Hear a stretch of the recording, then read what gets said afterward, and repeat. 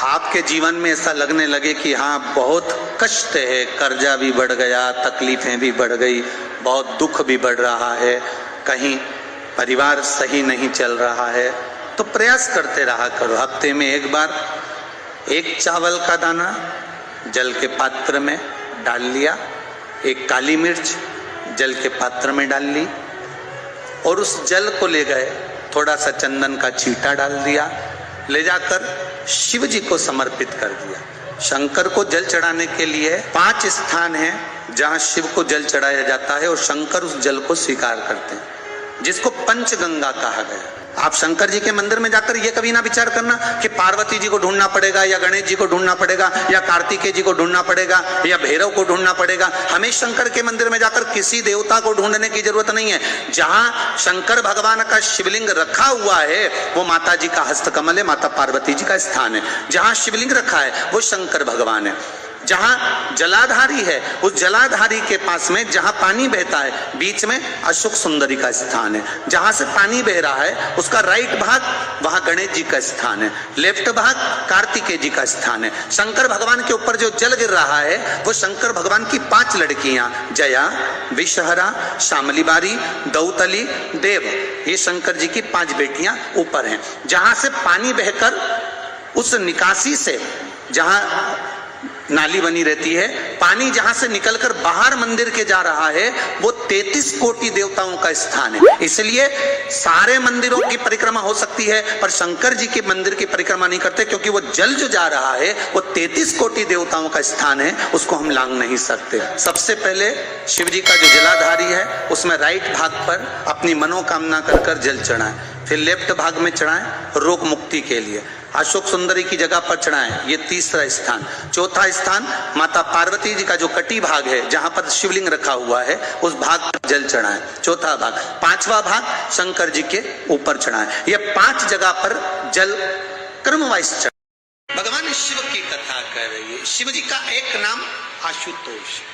एक बात बहुत ध्यान दीजिएगा, अगर कहीं नौकरी नहीं लग रही है, सर्विस नहीं है, नौकरी नहीं है और आप कई बार इंटरव्यू दिया है, एग्जाम में बैठ भी गए, कंपटीशन एग्जाम में भी बैठे हो, और अगर नहीं हो रहा, कंपटीशन एग्जाम क्लियर नहीं हो रहा, या सीए का एग्जाम है या अन्य चीजों की पढ़ाई आप कर रहे हैं या कहीं नौकरी के लिए अप्लाई कर रहे हैं, नहीं हो रहा, 5 शमी पत्र, कितने जम के बोलो जरा, 5 शमी पत्र, 5 बेल पत्र, 5 मूंग के दाने, काय के दाने, मूंग, 5 मूंग के दाने, 5 सफेद पुष्प, कोई भी सफेद पुष्प जो आपको मिल जाए, शिव जी को समर्पित कर 1 लोटा पानी नाम और गोत्र बोलकर, और जिस एग्जाम में बैठ रहे हो, जिस कंपटीशन एग्जाम में बैठ रहे हो उसका स्मरण कर आपको छोड़ना है। श्री शिवाय नमस्तुभ्यम, शंकर जी का स्मरण करना है। ये एग्जाम के पहले जो भी सोमवार पड़े आप उस पर कर लीजिए। बाबा चाहेगा तो नौकरी लगेगी, 3 महीने के अंदर बाबा दे ही देंगे, ये पक्का। बिल्कुल फ्री हो, नहीं कुछ काम चल रहा, कोई नया काम करने का सोच रहे हो, व्यापार करने का सोच रहे हो या कुछ अच्छा करने का सोच रहे हो, नहीं हो रहा, उसके लिए भी आप ये कर सकते, ये आप बाबा का स्मरण कर आप कर सकते। श्री शिवाय नमस्तुभ्यम। एक छोटा सा उपाय अवश्य करिएगा। अगर बच्चे कोई एग्जाम में बैठ रहे हैं या कंपटीशन एग्जाम है या नौकरी के लिए अप्लाई कर रहे हो, मान लो 4-6 महीने से बैठे हो, 8 महीने से बैठे हो, सर्विस नहीं है, नौकरी नहीं है, तो एक छोटा सा उपाय अवश्य करिएगा शिव महापुराण का। महाराज बेलपत्री के पेड़ के नीचे विराजमान होकर, बेलपत्री के पेड़ के नीचे जिसको नौकरी के लिए या एग्जाम में बैठ रहा है वो जल चढ़ाए, बेलपत्री के पेड़ के नीचे थोड़ा सा दूध चढ़ाए, फिर जल चढ़ाए और अपने राइट भाग में घी का दिया और अपने लेफ्ट भाग में तेल का दिया। किसी भी प्रदोष के दिन, प्रदोष काल में एक बार लगा दे, उसके बाद में अपनी कामना कर कर बेलपत्री के पेड़ के नीचे धोख लगाकर प्रणाम कर कर आ जाए और चले जाए इंटरव्यू के लिए, बाबा उत्तीर्ण करा ही देगा, नौकरी दिला ही देगा। करना प्रदोष के दिन और प्रदोष काल में ही करें, इसका ध्यान रखें महाराज। एक छोटा सा उपाय अवश्य करिएगा। शिव जी को जो बेलपत्र समर्पित करी जाती है, उस बेलपत्र का भी भाग स्थापित है। जब आपका बच्चा एग्जाम देने जा रहा है, पढ़ाई करने जा रहा है और पास नहीं हो रहा है, या उसको आपको लग रहा है इसने पढ़ाई नहीं करी, पास नहीं होगा, तो शहद, बेलपत्री की बीच वाली पत्ती पर शहद लगा लीजिए और शंकर भगवान के शिवलिंग पर जाकर उसको बच्चे के हाथ से चिपकवा दीजिए। बच्चे ने भले पढ़ाई नहीं करी हो पूरी साल, पर बच्चा उस सब्जेक्ट में जिस दिन वो बेलपत्री चिपका कर आएगा, उस दिन उस सब्जेक्ट में बच्चा पास होकर ही रहेगा, उसका एग्जाम उसको अच्छा प्राप्त होगा। बाबा आपकी मनोकामना शीघ्र पूर्ण कर देगा, बाबा करेगा। किसी कार्य के लिए जा रहे हो, वो कार्य नहीं हो रहा, 50 बार होकर आ गए, वो काम नहीं हो रहा। शिव महापुराण कहती है लाल चंदन, कौन सा चंदन? लाल चंदन को अच्छा घिसो और घिसकर तैयार कर कर बेलपत्री के ये दोनों भाग हैं, दोनों पत्तियां जो नीचे की हैं, इसमें उस चंदन को लगा लीजिए। अगर किसी से आपको पैसा लेना है, वो नहीं दे रहा, या कोई काम है या जॉब है या नौकरी है या उसके लिए, या कोई विद्याध्ययन का कोई कार्य है, कोई स्कूल में पढ़ाई कर रहे हो और वो कार्य नहीं हो रहा, 5 बार 6 बार करके देख लिया, नहीं हो रहा, तो ये दोनों पत्तियों पर लाल चंदन लगाओ। लाल चंदन लगाने का मतलब ये नहीं कि जरा सी तुम बिंदी लगा दो, लाल चंदन जो घिसा है उसको पूरी पत्तियों पर अच्छे से फेरना है, उस लाल चंदन को लगा लीजिए। और महाराज, बीच की पत्ती में थोड़ा सा घृत, घृत मतलब गाय का घी, गौ माता के दूध से, माखन से निर्मित उस घी को बीच की पत्ती में थोड़ा सा लगा लीजिए।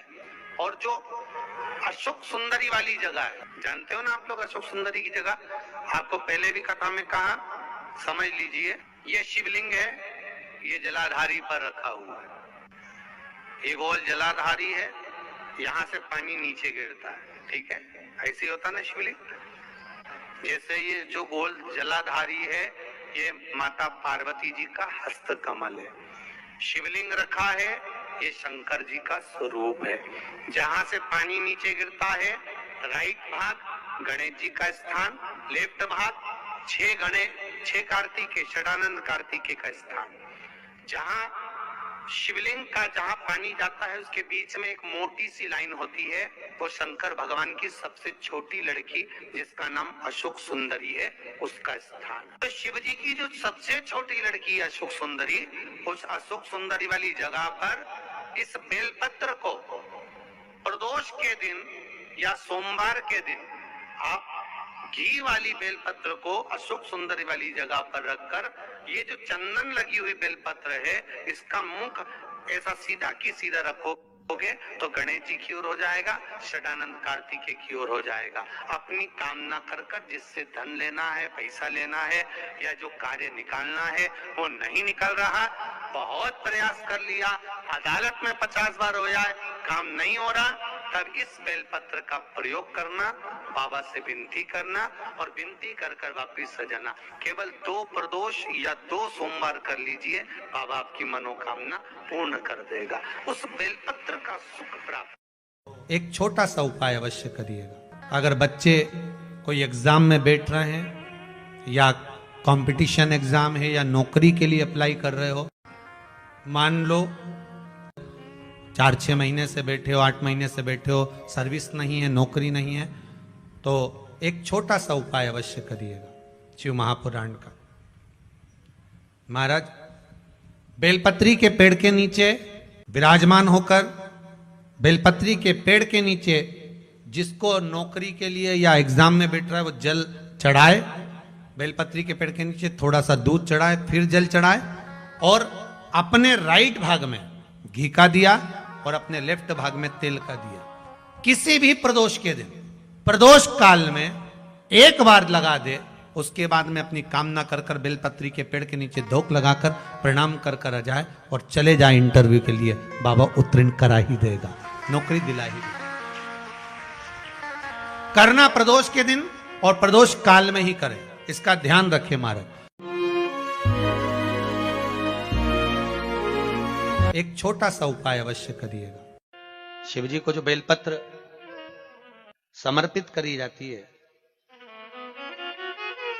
उस बेलपत्र का भी भाग स्थापित है। जब आपका बच्चा एग्जाम देने जा रहा है, पढ़ाई करने जा रहा है और पास नहीं हो रहा है, या उसको आपको लग रहा है इसने पढ़ाई नहीं करी, पास नहीं होगा, तो शहद, बेलपत्री की बीच वाली पत्ती पर शहद लगा लीजिए और शंकर भगवान के शिवलिंग पर जाकर उसको बच्चे के हाथ से चिपकवा दीजिए। बच्चे ने भले पढ़ाई नहीं करी हो पूरी साल, पर बच्चा उस सब्जेक्ट में जिस दिन वो बेलपत्री चिपका कर आएगा, उस दिन उस सब्जेक्ट में बच्चा पास होकर ही रहेगा, उसका एग्जाम उसको अच्छा प्राप्त होगा। बाबा आपकी मनोकामना शीघ्र पूर्ण कर देगा, बाबा करेगा।